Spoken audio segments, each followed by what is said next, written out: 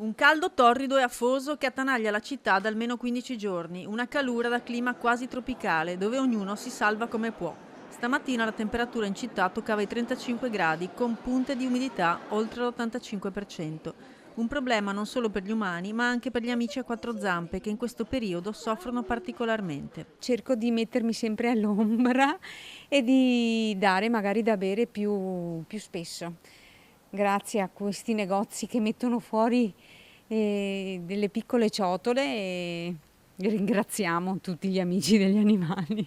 Quando faccio questo caldo non la faccio camminare perché si ustiona chiaramente, ho un piccolo zainetto dove la carico, lei sta divinamente e comunque molto caldo, cioè acqua, acqua, acqua. Adesso ho avuto una bellissima idea, gli comprerò 2-4 paia di calzini perché fa troppo caldo. In giro per la città pochissime persone, molti turisti, come questa famigliola estone in visita a parenti trevigiani.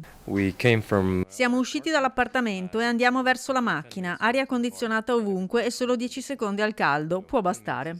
E aria condizionata in casa appena si rientra, nonostante non sia la cosa più salutare da fare. È un vizio ormai che abbiamo preso, però questi caldi tanti anni fa non c'erano, non si ricorda un caldo così umido, afoso. Ma c'è anche chi a 80 anni se ne va in giro in bici come se nulla fosse, proprio all'ora di pranzo. Sono abbastanza incosciente a fare questo, a quest'ora in bici, però al momento cerco di farlo per non chiudermi in casa. In qualche modo cerchiamo di fare comunque, di non chiudersi dentro in casa col condizionatore.